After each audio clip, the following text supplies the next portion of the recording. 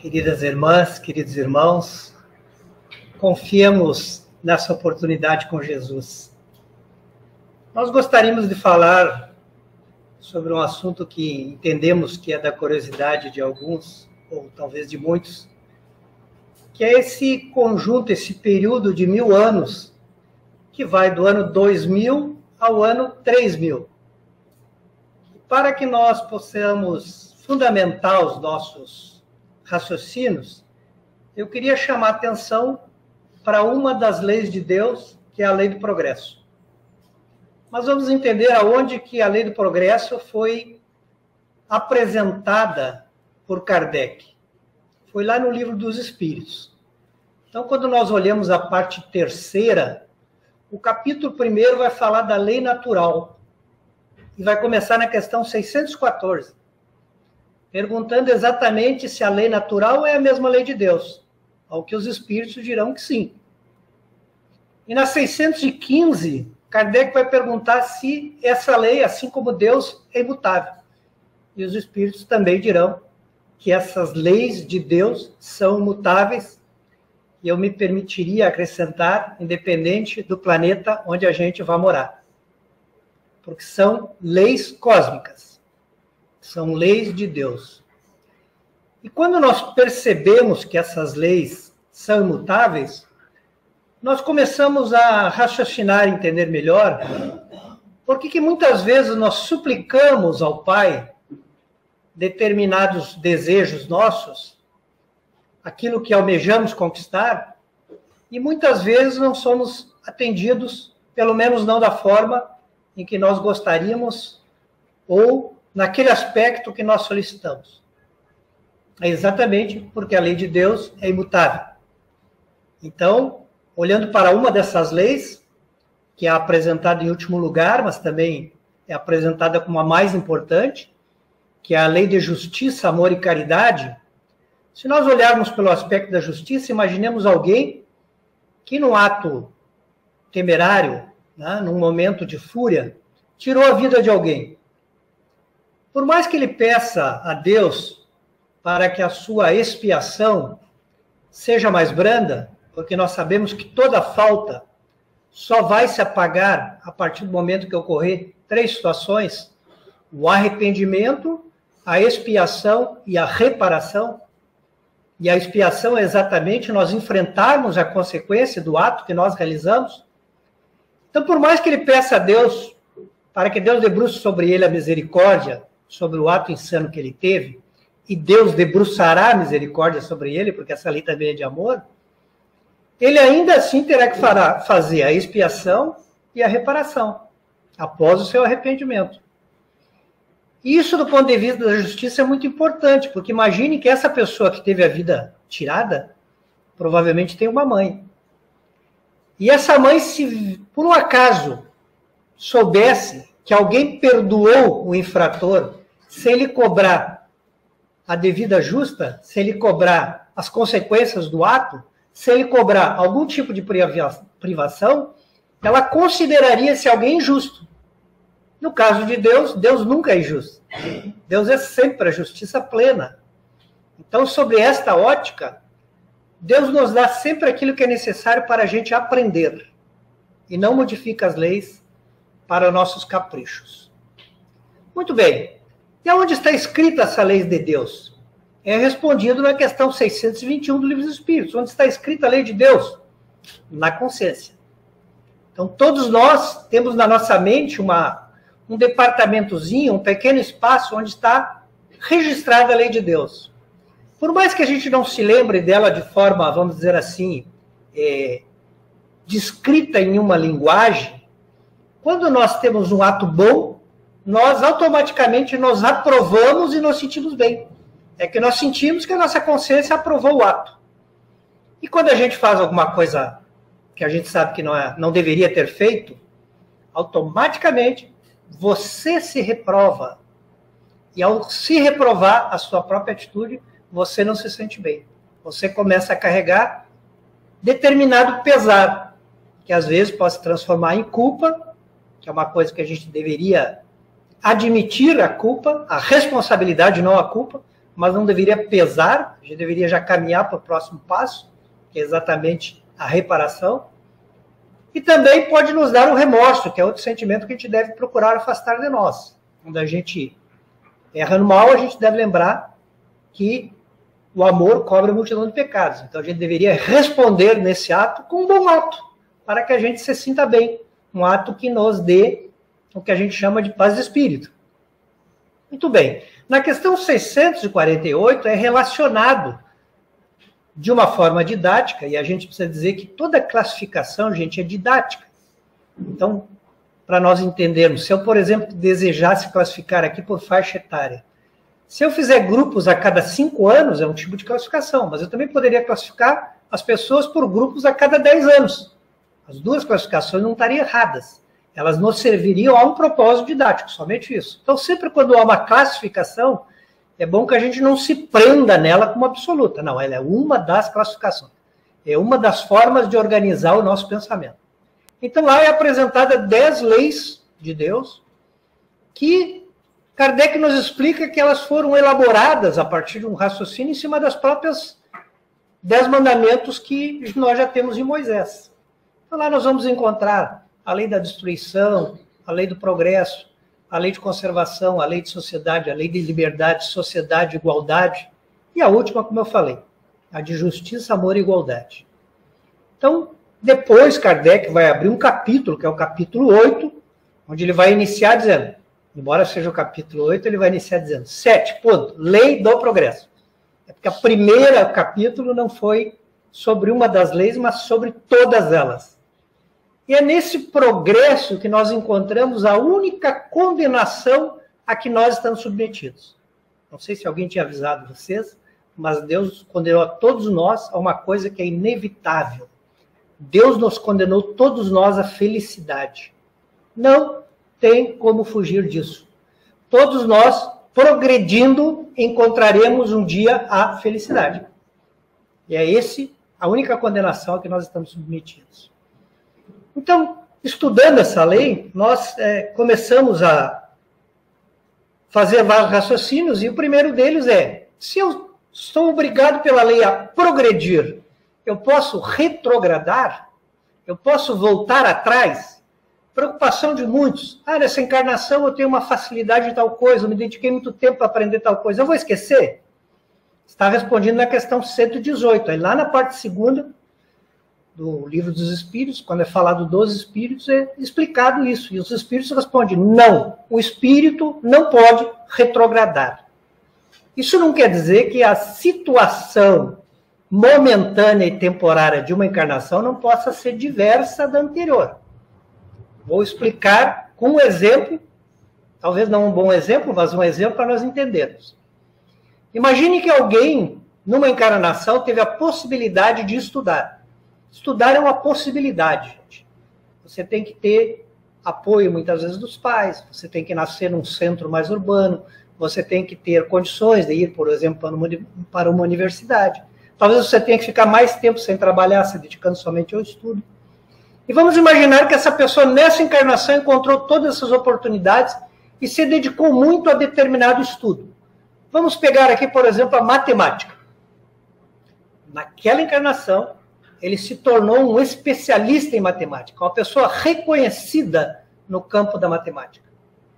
Como as encarnações sucedem com papéis diferentes, porque nós precisamos aprender tudo, ele não precisa mais vir nessa mesma condição. De matemática ele sabe bastante. Agora ele vai ter que aprender outras coisas.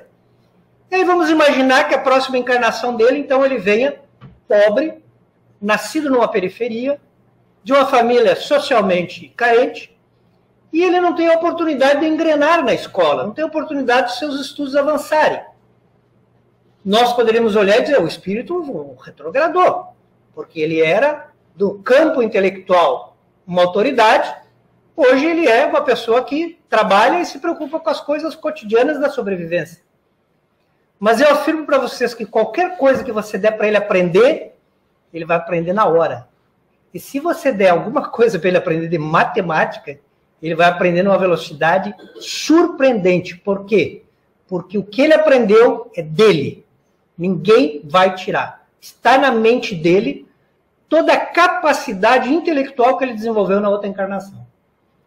É por isso que tem uma história de uma senhorinha que, 80 anos, estava começando a praticar violino, e alguém disse para ela: o que a senhora vai fazer com 80 anos aprendendo violino? Quando a senhora aprender, já vai ser muito tarde, a senhora não vai conseguir fazer um concerto. E ela disse: mas na outra encarnação, quando eu começar a estudar violino, vai ser muito mais fácil. É o que os nossos psicólogos, os nossos pedagogos chamam de aptidão. A tal criança tem aptidão para tal coisa. Sim, ele aprendeu na outra vida, então ele tem uma facilidade com aquilo. Aquilo que nós não temos aptidão não quer dizer que a gente não precisa aprender. A gente precisa aprender. Só a gente ainda não se debruçou sobre esse aprendizado. Quando a gente se debruça, na próxima encarnação vem com a aptidão para aquela área, seja a área que for. Entendemos até aí? Muito bem. Nessa segunda parte também, Kardec vai nos mostrar da questão 100 até a questão 113 uma escala espírita. Bom, vamos primeiro deixar claro que Kardec faz essa escala não para classificar os encarnados. Ele está classificando os desencarnados. Porque ele está nos mostrando, quando um espírito se comunica, que ele tem várias possibilidades de se apresentar. Então, por exemplo, o espírito mistificador. É aquele que se comunica, fala um monte de coisa que ele não sabe, que não é verdade, mas ele quer ganhar um determinado respeito, e aí ele vai mistificar, ele vai dizer o que ele não sabe. Então lá está a escala. Mas nós vamos pegar essa escala a grosso modo, porque vejam, eu creio que os desencarnados somos nós depois da morte. Então, provavelmente, um dia a gente vai fazer parte de uma escala de desencarnados, né? E vamos pegar, a grosso modo, a classificação de Kardec. E Kardec diz que nós temos espíritos imperfeitos, espíritos bons e espíritos puros. Eu tenho certeza que todo mundo está confuso em qual é a classe que está, né? Não, pelo sorriso todo mundo já se deu conta, né? E aí a gente imaginava assim, chega espírito puro, já pode pensar na aposentadoria, não é verdade? É uma coisa a se pensar. Mas isso não procede. Tá? Quando nós olhamos a Revista Espírita de fevereiro de 1868, nós vamos encontrar uma comunicação sob o título Espíritos Marcados. E a gente vai ler essa lição. E essa lição fala dos espíritos puros. E aí tem uma escala dos espíritos puros. E eu já pensando que já estava, depois do puro, já estava com a vida resolvida e não deu certo. Lá os espíritos dizem o seguinte nessa comunicação. Quando você vira espírito puro, também há uma classificação. Ou seja, vamos imaginar que classificação é didática. Então, existem diferenças de evolução entre os espíritos puros. Então, ele diz, os primeiros são superiores. O que é um espírito puro superior? É um espírito que ele tem a possibilidade de se engajar no trabalho que ele acha interessante. Então, por exemplo, ele tem uma afinidade com essa casa e ele resolve ser um mentor dessa casa, ser um espírito amigo dessa casa. Ele vai trabalhar nas reuniões dessa casa, com aqueles que dirigem a casa para que a casa tome o caminho adequado. Ele se enganja nos trabalhos que ele acha legal. Mas se ele achar bacana também o trabalho de uma igreja, em determinado lugar, ele pode trabalhar aqui e pode trabalhar lá, sem problema nenhum. Então, é um espírito no bem, mas que tem essa agenda, vamos dizer assim, da escolha dele. O espírito marcado, não, gente. O espírito marcado é o espírito que é escolhido para uma missão. A partir dali, ele sempre será escalado, né? Pelos espíritos mais superiores que ele ainda, né? Então, ele vai receber diversas missões para cumprir uma agenda de espíritos superiores a eles, que atendem a Deus, né? Em última análise. E, por fim, vem os espíritos que são os espíritos crísticos, ou os messias, que nós conhecemos bem, Jesus Cristo, que pertence a essa ordem, mas que são espíritos que têm responsabilidades específicas, não erram mais, não há possibilidade desses espíritos errarem, eles sempre acertam, assim como o nosso Jesus, e eles já têm ordens diretas da divindade, o que eles têm que fazer. Então, por exemplo, nós sabemos que o nosso querido Jesus Cristo é responsável pelo nosso orbe terrestre, desde a sua criação. Nós podemos dizer que ele foi o arquiteto da Terra. Quem fez as plantinhas lá, né? Para ver como é que ia ser, o oxigênio ia funcionar como, a água como, né? Foi Jesus. Então ele já tem uma tarefa muito maior. Que bacana. Aí dá para se aposentar? Não dá. Continua o progresso. Então, quando nós, por exemplo, pegamos uma entrevista que o Chico Xavier deu para o Herculano Pires em 1972, e aí foi para um livro que chama-se Na Era do Espírito, foi transcrita essa entrevista no livro, é perguntado sobre a posição de Jesus em relação à cristandade, aos cristos. E daí o Chico, com todo aquele jeitinho mineiro humilde dele, fala assim, com todo respeito a nosso Senhor Jesus Cristo, eu creio que o Cristo responsável pelo nosso sistema solar é de ainda uma potência muito maior que Jesus. Então, se nós temos um Cristo que cuida do planeta, nós temos um Cristo que cuida do sistema, nós temos um Cristo que vai cuidar de uma constelação, nós temos um Cristo que vai cuidar da galáxia inteira, né? Só para lembrar, a nossa galáxia é a Rua do Leite, né? Não, é a Via Láctea, né? Mas traduzindo, é a Rua do Leite. Nós moramos na Rua do Leite. Na nossa Rua do Leite tem 200 bilhões de sóis iguais aos nossos. Então ele está dizendo o seguinte, o arquiteto de 200 bilhões de sóis, cada qual tendo seu conjunto de planetas que rodam em volta de cada planeta, há de ter, como diz o Chico, uma potencialidade maior ainda que um que só cria o mundo. Entenderam? Então, continua o progresso. É isso que eu queria dizer para vocês. O progresso é uma lei. Ok? Até aqui mandamos bem, né? Só para vocês lembrarem dessa passagem da entrevista do Herculano, tem uma historinha bem conhecida do Chico, eu não vou repetir inteira, mas vou só lembrar vocês, que é quando o Chico pede para o Emmanuel que ele queria entender esse negócio de planeta, sistema, galáxia, como é que era isso? Aí o Emmanuel, de tanto ele insistiu, o Emmanuel disse, esquece esse negócio, vamos se preocupar com o trabalho e tal, e ele ficava insistindo. Aí um belo dia o Emmanuel disse, olha, já que tu insiste tanto, eu tenho permissão, vou te levar para você conhecer um pouco, então, do universo. Ele disse que, então, o Emmanuel desprendeu ele do corpo, começou a mostrar para ele o nosso planeta e tudo mais. Aí depois ele começou a mostrar o nosso sistema solar, né, que hoje tem 8 planetas, né, desde que Plutão virou planeta não, tem 8 planetas. Ele começou a achar interessante. Depois ele foi mostrando que próximo ao nosso sistema havia outros sistemas solares, né, que não o nosso. Depois ele mostrou, então, que haviam também as constelações, e o Chico foi prestando atenção. E depois mostrou que todas as constelações formavam uma galáxia. E aí ele mostrou, então, a nossa galáxia, a Rua do Leite. Né? E aí ele foi aumentando o tamanho do que o Chico via e começou a mostrar que havia outras galáxias. Né?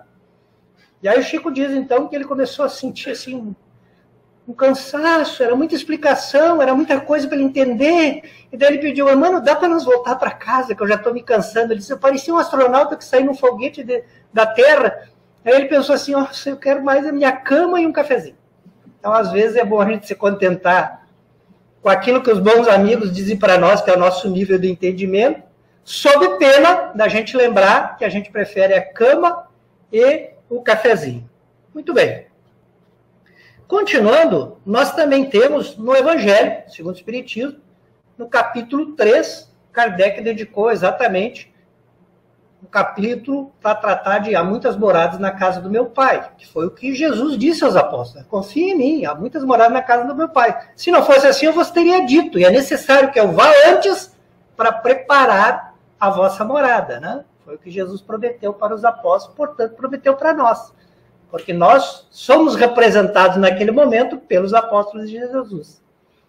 E quando os espíritos vão nos explicar, eles falam que os mundos também são diferentes entre si. E eles criam, novamente, uma categoria, uma classificação, que é didática, gente, tá? Porque nós vamos encontrar mundos em diferentes estágios. Mas para que nós entendamos assim, as diferenças maiores, lá no item 4 do Evangelho, os espíritos vão nos falar dos tipos de mundos numa classificação. Então, eles vão dizer, os primeiros mundos são primitivos. Eles servem para que nós tenhamos as nossas primeiras encarnações. A gente não sabe bem como é que cria espírito. Vocês não tentem aprender que vocês vão acabar sentindo saudade da cama e do café, tá? Porque isso, quando os espíritos são perguntados, eles dizem assim, nós não sabemos. Então, os nossos espíritos superiores respondem que ainda não sabem. Mas a gente sabe que é do princípio inteligente que são criados os espíritos. Bom, se é do princípio inteligente que já estagiou no animal, na planta e no mineral, é natural que há algumas aquisições. E ele está apto a sobreviver. Esse é o trabalho do mundo primitivo. Sobreviver, essa é a única preocupação. Então, servem para as primeiras encarnações dos espíritos. Os pedagogos gostam de dizer, e eu creio que realmente é uma grande verdade, que o erro é pedagógico, ou seja, para nós aprendermos, nós erramos. Exemplo. Normalmente, às vezes digo sempre, mas já me corrigiram que teve alguém que fez diferente. Então, geralmente, antes de caminhar, a gente cai. Tenta a primeira vez, cai. A segunda vez, cai. Para andar um pouco, a gente caminha. Andar de bicicleta. Primeira vez, cai. Segunda vez, cai. Depois aprende a andar de bicicleta. Então, é necessário experimentar e ter o erro para você, pelo menos, descobrir como é que não faz, né? Dizem que o Thomas Edison, quando estava inventando a lâmpada, depois da 1000ª vez que ele tentou, ele conseguiu. Aí perguntaram, nossa, pena que demorou 1000 vezes, 1000 tentativas. Ele falou, não, eu descobri 1000 formas que não dava certo, para eu conseguir uma que dava certo. Então, é assim que a gente aprende. Se a gente errou e a gente experimentou mal, necessariamente nós estamos condenados a expiar. É da lei de justiça. Nós temos que expiar. Sofrer a consequência do erro que a gente cometeu. Erro aqui no sentido de fazer uma coisa que a lei de Deus diz que não pode fazer, certo? Então aí nós temos que ir para um mundo de provas e expiações. Esse mundo é um mundo aquele onde o mal predomina sobre o bem, certo? Depois nós vamos para o mundo de regeneração, que é um mundo transitório. Então, quando dizem, o mundo é transição, é a mesma coisa que regeneração. Não existe outra coisa, tá, gente? Mundo de transição, mundo de regeneração é exatamente a mesma coisa. Os espíritos nos dizem que é mundos de descanso. É um mundo onde a gente retoma as energias, onde a gente se refaz. Depois, Santo Agostinho vai ter uma explicação de Santo Agostinho logo depois. Santo Agostinho vai dizer que é mais ou menos como uma convalescença. A gente está convalescendo de uma doença grave, certo? Então ele está nos dizendo o seguinte, quem já convaleceu e teve a mãe perto, a mãe trouxe aquela sopinha de frango, né? Que dá aquele caldo grossinho, com torrada, né? E um suquinho. Mundo de regeneração, é a convalescença, certo? É para a gente se recuperar de anos em que a gente foi vamos dizer, experimentado, tendo mais mal do que bem. Então a gente vai se refazer. E é uma transição para quê? Para o mundo feliz. No mundo feliz, é o bem que predomina sobre o mal. Certo? E por último, nós estamos nos mundos divinos, onde vivem já os espíritos puros. Então lá só existe, basicamente, embora eles ainda experimentem a reencarnação, porque ainda não estão totalmente depurados, embora eles possam estar sujeitos a uma queda temporária, mas lá é o bem, lá se faz o bem. Muito bem. Então nós vimos aqui que existe um progresso do homem e um progresso da matéria. Aqui, mostrando matéria como mundos, né? Como planetas. Então aí nós nos perguntamos, essas duas coisas trabalham como? Ou seja, eu posso começar a reencarnar na Terra, a Terra é primitivo, eu também sou imperfeita, depois ela vira de provas e expiações, eu imperfeito continuo aqui, depois eu viro um espírito bom, e aí a Terra vira de regeneração. Não é bem assim. Na verdade, o espírito vai evoluir na velocidade que ele escolher, que ele desejar, que ele tiver vontade. E aí eu sempre lembro dos espíritos amigos nos dizendo, quão poucos têm a vontade, né? Então, nosso progresso vai ser na velocidade da nossa vontade, e o mundo não, o mundo tem planejamento. Então, os cristos, ou o Cristo daquele planeta vai estabelecer um contínuo de crescimento que será atendido independente da nossa vontade. E aí o que acontece se a gente não progrediu e o mundo progrediu? Vamos começar pelo oposto. Nós progredimos e o mundo não progrediu. Você vai desencarnar, e os espíritos amigos vão dizer, olha, você não precisa mais reencarnar num mundo onde o mal é tão predominante quanto aqui. Isso acontece? Acontece. Por exemplo, Bezerra de Menezes. Quando ele completou 50 anos de desencarnação, ele recebeu um convite que foi trazido por uma irmã a um encontro que celebrava os 50 anos de desencarne dele, foi trazido um convite que era diretamente da mãe de Jesus, para que ele escolhesse onde é que ele queria ter a próxima encarnação. E ele respondeu que se a mãezinha permitisse, se ele pudesse escolher, ele queria continuar aqui com a gente, nos ajudando. Quando ele fez 100 anos de desencarne, isso se repetiu. E novamente ele foi consultado. E aí ele disse a Maria que se Maria permitisse, se ele tivesse algum direito de escolher, ele queria ficar aqui enquanto houvesse uma alma sofrendo. Coitado do Bezerra, né? Mas ele vai ficar bastante tempo aqui, então. Então, vocês vejam, é o espírito que evoluiu mais do que o planeta. Muito bem. O oposto é exatamente o que nós verificamos quando nós lemos a obra de Emmanuel, que chama A Caminho da Luz. Lá onde nós vamos encontrar que foram exilados alguns espíritas, né? De uma constelação do cocheiro. Constelação do cocheiro, dizem aquelas pessoas que têm olho clínico, que você numa noite escura, especialmente de inverno, você pode ver com um binóculo, às vezes até com o olho nu. Né? Dizem até que você vai conseguir perceber a estrela de Cabra. Então, se você tiver esse olho treinado, dizem os astrônomos que a forma que um conjunto de estrelas faz é de um homem sentado numa carroça, né? Com uma criança num braço e uma cabra no outro. Né? Eu já tentei olhar para o sol, não enxerguei nada, gente. Tá? Mas é o que eles dizem. Por isso eles chamaram de constelação do cocheiro. E aí essa estrela Capela, na verdade, a gente precisa dizer que são um conjunto de 4 estrelas. Quando eu falo estrela, gente, eu estou falando de astros semelhantes ao Sol, que tem luz, certo? A Terra não é uma estrela, a Terra é um planeta. Estrela é Sol.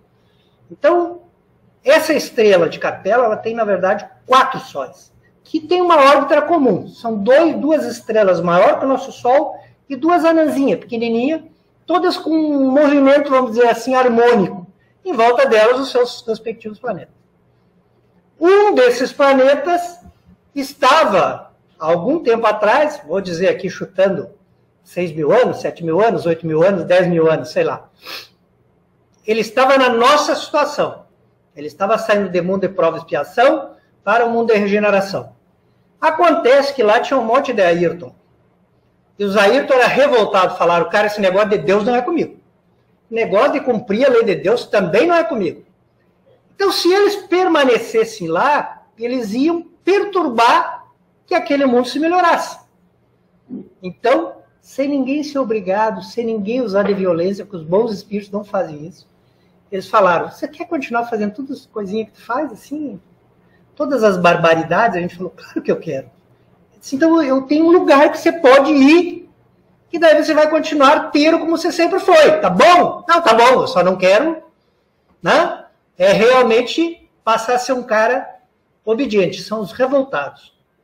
E aí os espíritos, os cristos, os messias que dirigem aquela estrela, vieram aqui e disseram, Jesus Cristo, o senhor consegue albergar essa turma aí que tá difícil? E esses espíritos reencarnaram aqui, segundo Emmanuel, em 4 povos. Os hebreus, que eram aqueles que acreditavam ardentemente que só existia um Deus, e renasceram no momento que todos os povos que eram primitivos da Terra acreditavam em diversos deuses, né? Numa mesa de deuses como os gregos e os romanos. Os egípcios, que eram extremamente científicos e conseguiram construir há 2.500 anos antes de Cristo, ou seja, mais de 4.500 anos, uma pirâmide que tinha o tamanho de uma construção que só foi igualada em 1700 e alguma coisa, no século XVIII. Ou seja, nós ficamos aí mais de 3.000 anos sem saber construir o que eles construíram. E até hoje a gente não sabe exatamente como é que foi construído e a precisão matemática e o esquadro que cada pirâmide tem, que não varia mais de 1 grau, nunca. Depois nós tivemos, então, os hindus, que renasceram na Índia, tem aquele sistema de castas, são um povo mais fechado, normalmente casam entre eles, não tem essa, vamos dizer assim, essa características de dividirem suas crenças com os outros povos, embora essa fosse a tarefa deles aqui, dos 4 povos. E, por fim, os arianos, que os arianos é o seguinte, eles não gostavam de morar em lugar nenhum. Além de revoltado, eles não gostavam de morar em lugar fixo. Então eles ficavam passeando, tinha toda a Europa para eles passear, imagina, eles iam lá na Ásia e vinham aqui na Espanha, vinham aqui em Portugal, era uma delícia eles passeando e procurando caça e pesca e terra boa. Deram origem à maioria dos povos europeus. E esses 4 povos, gente, marcaram a transição da Terra de mundo primitivo para mundo de prova e expiação. E fizeram parte de um projeto, né? E esse projeto, eu quero usar aqui o raciocínio que o Haroldo Dutra Dias, que eu acredito que quase todos vocês conhecem, é um orador espírita, mas com uma característica bastante importante, né? Ele fala o idioma aramaico, fala o hebraico, fala o grego, então ele tem uma certa facilidade de pegar livros, os mais remotos na sua linguagem original, e interpretar e analisar o que de fato está escrito lá, né? Eu particularmente não tenho esse privilégio, tem que traduzir, alguém tem que traduzir para português e o que o cara disser lá eu vou acreditar, né? Mas ele não tem essa... Então eu acredito que, embora a gente esteja falando aqui de uma exposição espírita, ou de uma exposição do ensino dos espíritos, eu acredito que a gente pode usar como raciocínio, o raciocínio dele, porque ele foge ao senso comum, né? Quem conhece sabe que ele é de uma capacidade além da média. E esse raciocínio ele fez em 2014, ele foi fazer uma conferência que ele chamou A Caminho da Luz, lá nos Estados Unidos, numa federação que tem lá que é de 4 estados, é a Tri-State. Então eles têm uma federação para 3 estados, portanto, é Nova York, Nova Jersey e Connecticut. Os 3 estados se reúnem sob uma federação, porque lá tem bem menos casas espíritas do que nós temos aqui, né, gente? E ele, então, lá faz uma análise, pensando exatamente na interpretação que ele dá para o livro Gênesis. Inclusive, ele tem um curso só sobre o livro Gênesis. Eu não estou falando da Gênese codificada por Kardec, eu estou falando do primeiro livro da Bíblia, certo? Que está lá na tradição dos hebreus, que é a Gênese. Então, quando nós pegamos o livro 2 da Gênese, o capítulo 2, nós vamos lembrar, mesmo que assim, eu citando certamente vocês vão lembrar, vocês vão lembrar que na Gênese 2 lá, fala que Deus construiu o mundo em 7 dias. Mas, na verdade, ele construiu em 6, porque diz que o 7º, ele descansou e santificou, não é isso? Então, este projeto da criação da Terra teria durado 1 semana. E aí, posteriormente, no mesmo capítulo da Gênesis, vai dizer que ele criou Adão, e depois criou a Eva da costela, e ele deu uma recomendação para eles. Olha, vocês vivem aqui no Éden, está tudo certo, vocês vivem felizes, vocês podem comer fruto de todas as árvores, mas vocês não podem comer o fruto da árvore do conhecimento do bem e do mal. Pensar no sentido simbólico dessa frase, gente. Primeiro a gente tem que lembrar que a Bíblia não é um livro nem de astronomia, nem de geologia, nem de botânica, né? Já que estava falando em planta, podia ser de botânica. Não é. A Bíblia é um livro sobre a moral, certo? Sobre a moral que o homem deve praticar. Então, quando supostamente Deus, que aqui nós estamos falando de linguagem simbólica, quero mais uma vez reforçar. Supostamente, quando Deus diz para o Adão, você não pode comer o fruto da árvore do conhecimento do bem e do mal. É sinal de que eles não sabiam o que era bem e o que era mal. Como é que a gente descobre o que é bom e é mal? Experimentando as duas coisas, concordam? Então o Haroldo diz o seguinte, o que é o Éden? O que é o paraíso? Como o Evangelho, como a Bíblia é um livro que trata da moral, o Éden, o paraíso, é a convivência correta com Deus. Então o Adão ele estava sintonizado com Deus, ele convivia com Deus em clima de harmonia, isso que representa o Éden, o jardim do Éden. Aí, na Gênesis 3 aparece a cobra, a famigerada cobra, aí que nos colocou nessa situação aqui que a gente está, que não é verdade, é simbólico. E a cobra disse, você não vai comer o fruto da árvore do conhecimento do bem e do mal? E a Eva falou, não, Deus proibiu, o Criador proibiu. Ela disse, não, mas ele proibiu pelo seguinte, se você comer aquele fruto, você vai virar Deus. E aí o que a Eva fez? Gente, aqui não tem gênero, tá? A Eva foi lá e comeu a maçã, deu para Adão, Adão comeu, e aí Jesus fez o quê? Expulsou eles do paraíso, do jardim do Éden, certo? Ou seja, a relação, o relacionamento entre Deus e a criatura, entre o Criador e a criatura, sofreu a turbulência da criatura experimentar o mal. É isso que nós estamos falando, certo? Então veja o seguinte, quando ele faz esse raciocínio, ele lembra que a Bíblia foi escrita pelos hebreus. De onde vieram os hebreus? De Capela. Então nós temos que relacionar a Bíblia a esse povo e a sua origem.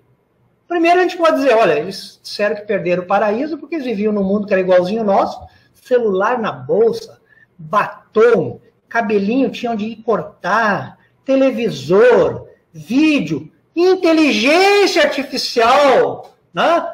Horário para trabalhar, você trabalha 8 horas e depois vai para casa, se trabalhar mais ganha hora extra, né? Você tem cadeiras bonitas para sentar, colchões ortopédicos, casas bem fechadinhas, e vieram morar aqui. 4.000 anos antes de Cristo. Como 4.000 anos antes de Cristo? Questão 51 do Livro dos Espíritos. Quando é que viveu o Adão? Está perguntado assim, quando é que viveu o Adão? Os Espíritos respondem, mais ou menos na época em que vocês acham que viveu, 4.000 anos antes de Cristo. Então, os primeiros hebreus começaram a reencarnar 4.000 anos antes de Cristo. Está na questão 51 do Livro dos Espíritos. Vejam, que é no início. Que é no início do Livro dos Espíritos já é apresentada essa questão. Então, para eles poderiam pensar, nós somos expulsos do paraíso porque viemos para cá. Vocês lembram como é que era 4.000 anos antes de Cristo? Ou seja, nós estamos falando de 6.000 anos atrás, como é que era aqui? A gente não sabia nem plantar, gente. A gente não sabia desviar um rio. A gente não sabia construir uma casa, nem uma choupana, nem de sapé. Nós éramos primitivos. Literalmente, nós éramos raças selvagens. Eles chegaram aqui e disseram, me expulsaram do paraíso, né? Porque isso aqui só pode ser o inferno, essa terra aqui é horrível, né?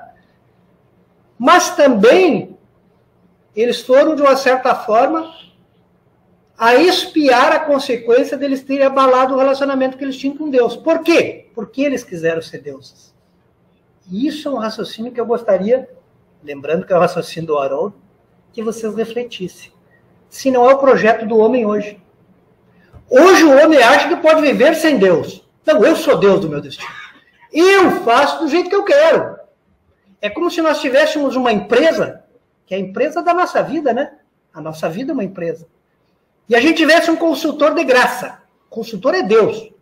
Jesus só trouxe os procedimentos operacionais que Deus escreveu. Aí a gente tem consultor de graça, não precisa pagar nada. E a gente diz, não. Eu quero fazer do meu jeito. Aí alguém diz, mas vai quebrar a empresa. Não importa, que quebre, eu vou fazer do meu jeito. Esse não é o projeto do homem de hoje. O homem de hoje diz que não precisa mais de Deus. O homem de hoje, ele acha que é autossuficiente. Ele não precisa nem dos outros. Cabeça dura mesmo é aquele que a gente diz, olha, um dia tu pode precisar de alguém. Não. Eu não preciso de ninguém. Sou autossuficiente. Esse é o projeto que a gente fez. E eu digo nós, porque talvez alguns de nós aqui sejamos hebreus, ou exilados de Capela, ou aprendemos com eles. Tanto faz, não era mesmo. Mas o nosso projeto hoje é um projeto que tem tudo a ver com Gênesis. Nós estamos vivendo fora do Éden porque a gente quis ser Deus. A gente quis experimentar o mal. E a gente está insistindo que quer permanecer no mal. Independente do que aconteça. Mesmo se eu estiver doente, mesmo se as leis de Deus me catar lá, eu vou dizer, quando eu melhorar, eu faço de novo. É os revoltados. Nós somos adolescentes de 13 para 14 anos que começamos a achar que a gente é gente grande. Esse é a humanidade que está encarnada sobre a Terra. O Haroldo diz que esse projeto dos hebreus também foi construído por uma semana. Então, em uma semana, esse projeto terá de ser satisfeito. Só que daí, quando nós visitamos o Salmo 90, que for escrito lá por Davi, ou talvez por alguém na época de Davi, nós percebemos que lá diz o seguinte, para Deus, um dia é igual a 1000 anos. Também está na segunda epístola de Pedro. Quando você vai na segunda epístola de Pedro, diz exatamente a mesma coisa. Ele está falando do fim dos tempos. Ele está falando desse momento que a gente está vivendo. E quando ele vai explicar esse momento, ele diz, vamos lembrar que para Deus, um dia é igual a 1000 anos. Muito bem. O projeto é de uma semana. Se um dia é 1000 anos, quanto será uma semana inteira? 7.000 anos. Quando é que o hebreu veio para cá? O exilado de Capela? 4.000 anos antes de Cristo. Até Cristo passou 4.000 anos. Agora nós já estamos contando de novo, já estamos em 2024, já passou mais de 2.000 anos. Então nós temos um total de 6.000 anos desde que nós começamos, eu vou dizer nós, tá, gente? Sempre nos colocando na condição de exilados. Muitos somos e os que não somos estamos na mesma situação. Nós estávamos um pouquinho atrasados, mas a gente apressou o passo e alcançou eles. Então, em 2000, no início deste milênio, nós completamos 6.000 anos. 6 dias da semana do projeto. O que nós vamos fazer com o próximo dia? Os próximos 1.000 anos, do ano 2000 até o ano 3.000. Descansar e santificar.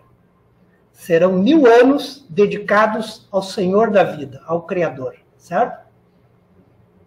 Eu não disse para vocês que no Evangelho está escrito que o mundo de regeneração é um período de convalescença? O cara estava doente, aí faz a cirurgia, aí tem que convalescer. O que é a primeira coisa que o médico diz quando a gente vai convalescer, por exemplo, de uma doença grave? Descansa, dorme bastante, come a sopinha, só come torrada, comidinha leve, não faça esforço exagerado. Esse é o novo milênio. O mundo de regeneração. O mundo em que nós iremos descansar e convalescer da doença grave. É isso que está acontecendo. Entenderam? 7 dias. 7.000 anos. Ah, mas essa teoria eu posso corroborar com o resto da doutrina? Vamos tentar, é nossa obrigação tentar, né? Então, primeiro eu diria para vocês, quando você lê um livro que chama-se Brasil, Coração do Mundo, Pátria do Evangelho, escrito pelo Humberto de Campos, na psicografia do Chico, tem o capítulo 22 que fala da reencarnação de Bezerra de Menezes. É nesse capítulo que ele vai dizer, Bezerra, agora você foi chamado para reencarnar. E o Bezerra vem com essa missão toda de unificar o Espiritismo, quando o Espiritismo não existia. Ele reencarnou antes do Espiritismo ser codificado.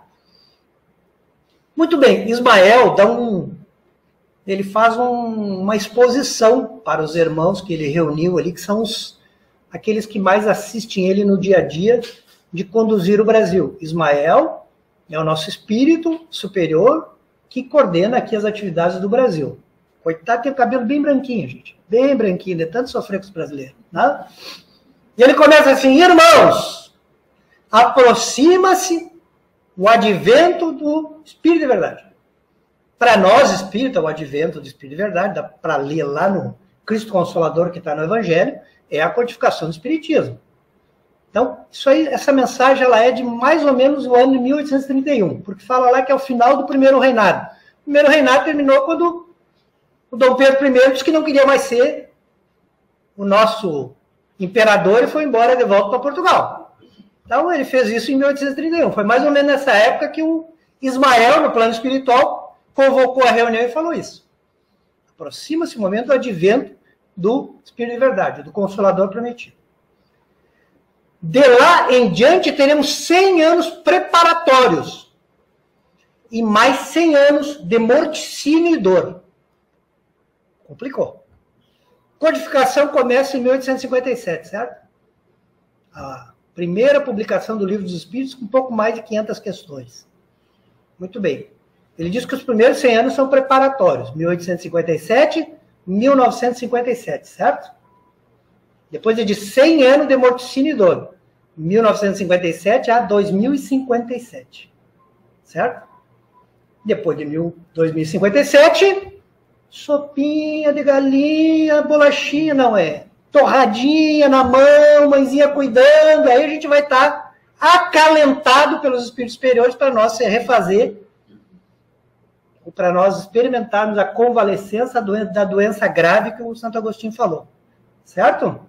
Então aí nós temos uma evidência. Opa, realmente esse raciocínio faz sentido.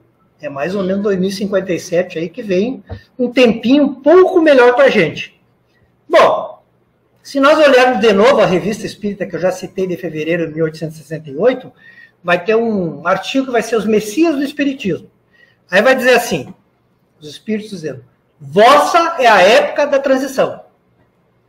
Estão falando isso em 1868.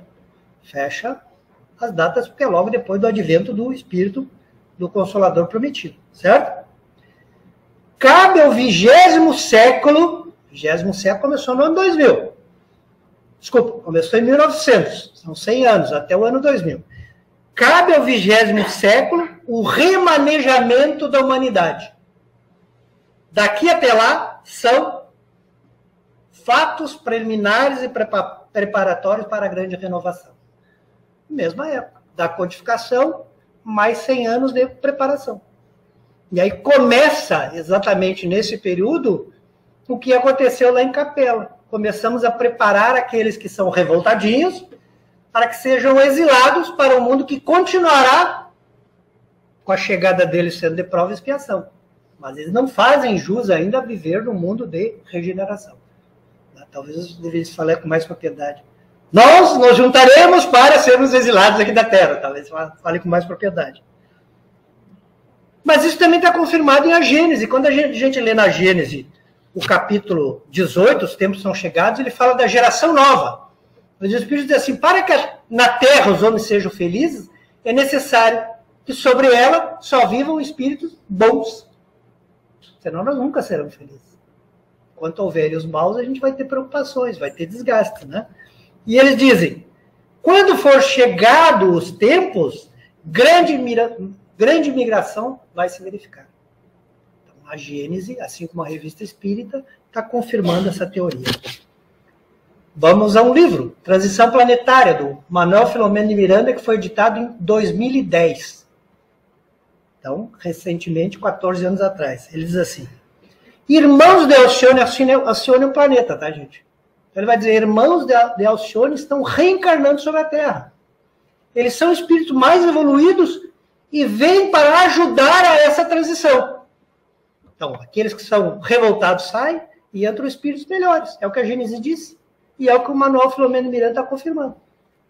Que esses espíritos estão reencarnando aqui. E ele disse isso em 2010. Ele diz, agora, 2010, é a época que os renascimentos serão cada vez maiores de irmãos de Alcione.